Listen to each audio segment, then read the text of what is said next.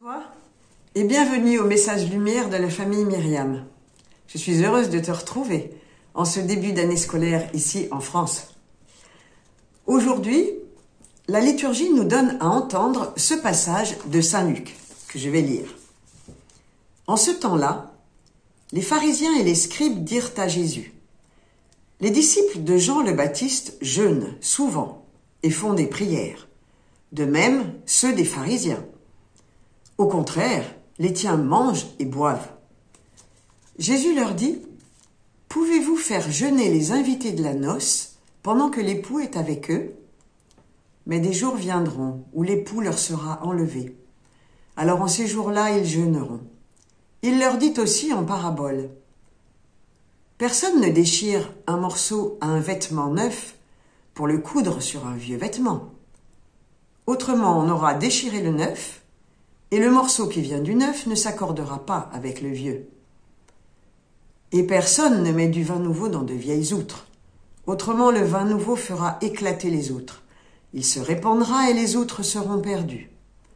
Mais on doit mettre le vin nouveau dans des outres neuves. Jamais celui qui a bu du vin vieux ne désire du nouveau, car il dit: c'est le vieux qui est bon. Ce passage suit directement le moment où Jésus a appelé Matthieu, l'apôtre qui était collecteur d'impôts. Il l'a appelé à le suivre, et ce dernier offre un grand festin à ses amis pour clôturer cette partie de sa vie avant de suivre Jésus. Jésus et ses disciples participent à ce repas. Voilà pourquoi les pharisiens et les scribes viennent interroger Jésus sur le jeûne. Ils n'osent pas encore critiquer Jésus, mais ils accusent ses disciples de ne pas jeûner, contrairement aux disciples de Jean-Baptiste et à eux-mêmes. Le jeûne était une pratique prévue et réglementée par la loi, et certains groupes religieux rajoutaient d'autres jours supplémentaires de jeûne.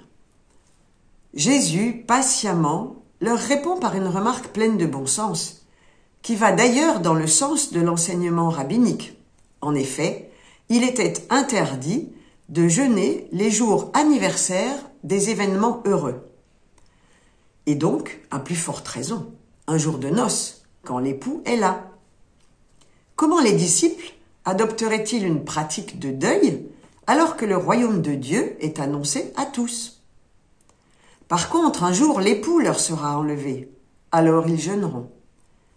Jésus prophétise là que l'Église, dans le temps de l'absence, son absence, pratiquera le jeûne, ce qu'elle fait pendant le temps de l'Avent, le temps du Carême, ainsi qu'à la demande du pape ou des évêques, certains jours dans l'année en fonction de l'actualité.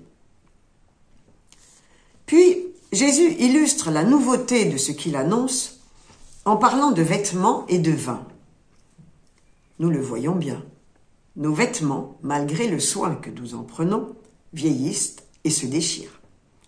Et on ne peut pas les réparer avec du tissu neuf. Ça tient pas. Alors, entre parenthèses, je fais un petit pas de côté.